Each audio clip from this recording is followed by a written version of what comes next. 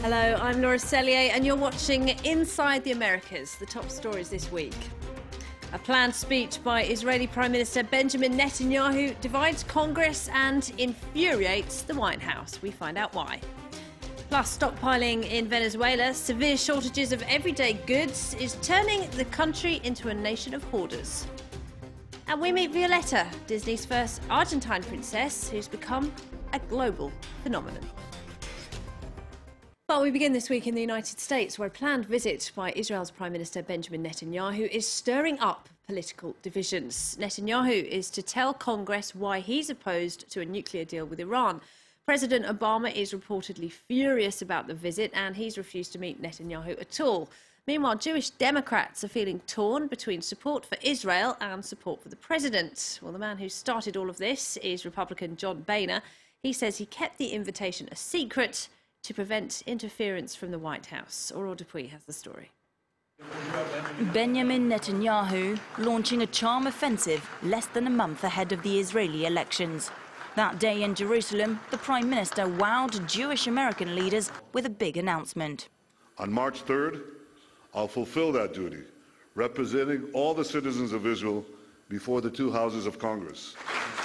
Netanyahu's speech to Congress has sparked a policy clash in the US. John Boehner, the Republican House Speaker, is the one who invited Netanyahu. But he left the White House in the dark. He broke the protocol, and during an interview, John Boehner said he did it on purpose. I wanted to make sure that there was no interference with the White House. Something that didn't go down well with many Democrats. The Israeli Prime Minister is expected to push for further sanctions against Iran, while President Obama is against the idea for fear of jeopardizing the ongoing nuclear talks with Tehran. Several members of Congress and the Vice President Joe Biden warned that they would boycott Netanyahu's speech. It's still my hope that the event will not take place. With all the respect in the world for Prime Minister Netanyahu, we have welcomed him royally on 2 occasions to the Congress.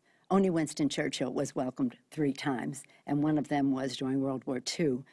Obama himself said he wouldn't meet with Netanyahu, not only because the visit comes too close to the elections in Israel, but also because of the rift between their two countries. The Prime Minister and I have a very real difference around Iran. It does not make sense to sour the negotiations a month or 2 before they're about to be completed. Obama hopes to iron out the main differences with Iran by the end of March and eventually reach a final deal in June. But the Republicans, who have a majority in Congress, want to vote for fresh sanctions against Iran. For this analyst, it's not about foreign policy, but about tit-for-tat politics. Boehner's purpose is to embarrass the president. We're at a time of increasing polarization between the Republicans and the Democrats, but it's pointless. It's because Obama will veto such a bill, and therefore nothing's going to happen. Where this is symbolic politics at its worst, I would say. For now, the Republicans aren't willing to back down. One question remains: will Netanyahu's speech be broadcast on television, or will it be kept behind closed doors? Well, let's take a look now at some of the other stories making news across the United States this week, starting with an indictment in the recent murder of 3 young Muslims in Washington. A gun-toting atheist. That's how Craig Hicks has described himself, referring to the dozen or so guns he owns. On Monday, a grand jury indicted him for killing 3 young Muslims last week in Chapel Hill, North Carolina. Authorities said the murders unfolded because of a parking dispute, but they're still investigating whether Hicks acted out of religious hatred. If there is a hate motive, it's even of greater concern and should be of concern to the entire society because of this tremendous rise in the level of anti-Muslim hate rhetoric in our society. Dia Barakat, his wife Yusur Abul Saha, and her sister Razan were laid to rest last week after they were found dead in their condo. The murders garnered international attention and sparked public outrage across the U.S. 4.7 million illegal immigrants who risk being deported, and a president who doesn't want that to happen. But a federal judge in Texas has, at least temporarily, stopped Barack Obama's immigration overhaul in its tracks. On February 16th, citing a procedural fault in the immigration reforms, the judge placed an injunction on programs that concern nearly half of the 11 million illegal immigrants in the U.S. The president vowed to appeal the decision. This is not the first time where a lower court judge has blocked something or attempted to block something that ultimately was shown to be lawful. The judge's ruling, at least temporarily, upended programs that would reunite illegal immigrant families and keep parents of U.S. citizens, namely children born in the U.S., from being deported. Fire and ice. During a snowstorm in West Virginia, a freight train carrying over 11 million liters of crude oil derailed, sending fireballs and smoke up into the air for days. The February 16th accident is still being investigated, but it forced hundreds of families in two towns, some 50 kilometers from the state capital, Charleston, to evacuate. No one was seriously injured. Aging equipment and a steep jump in the number of train runs have caused a series of similar accidents in recent years. The Obama administration is considering requiring more safety measures, but they could cost billions of dollars, and the oil and rail companies have come out strongly against them. Now, stockpiling groceries and other essential items has become a way of life for people in Venezuela, even though this country is not at war. The government's mismanagement of the economy and a slump in prices for the nation's oil exports are hitting the economy hard. When Caracas resident Monica Arias found out she was pregnant, one of her first stops was the supermarket.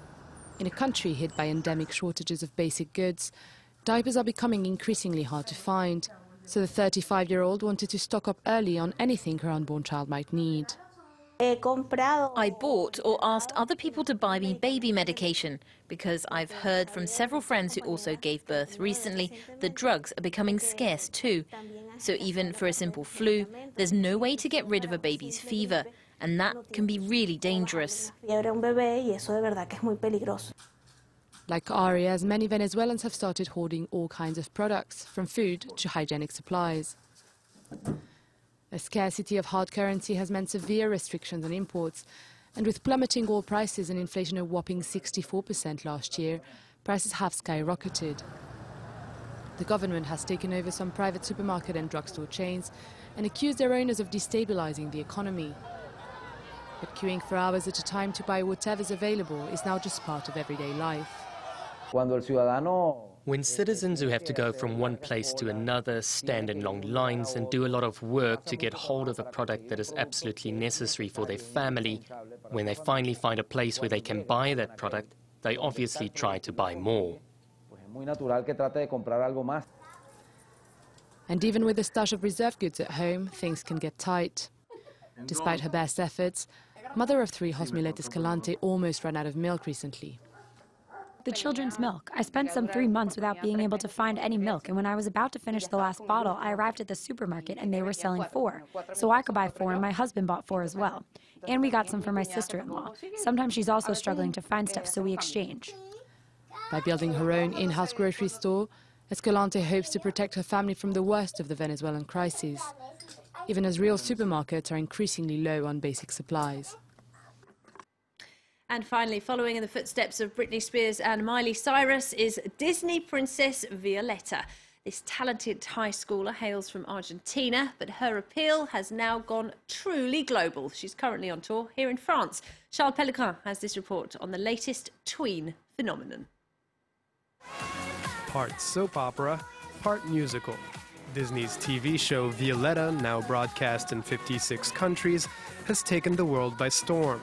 The series, created in 2012 in Argentina, recounts the love life of teenager Violetta, who wants to become a singer, just like her late mother.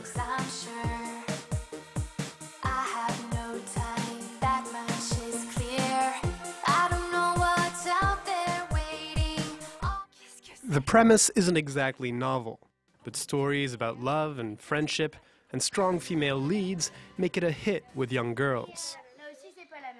Her dad's always away on business. Music's her passion.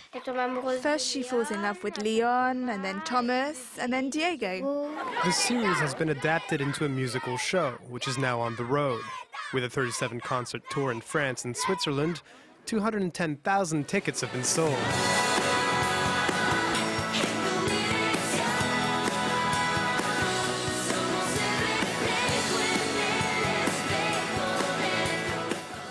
And it's all in Spanish.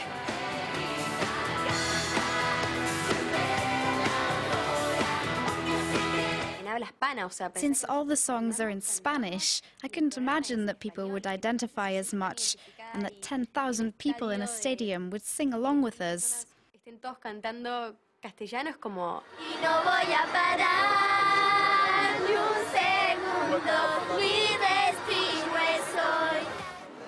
And for die-hard fans and their parents, a wide array of related merchandise is also available during concerts.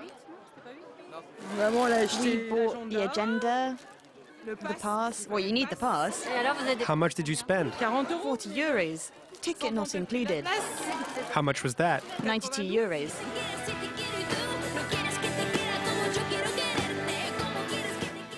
Violetta's real name is Martina Stossel. She's only 17. As this series' final episode just aired in Argentina, she wants to pursue her career as a singer, with hopes that her fans will tag along. Well, that's all we have time for in this edition of Inside the Americas. Thanks for watching. Until next time, goodbye.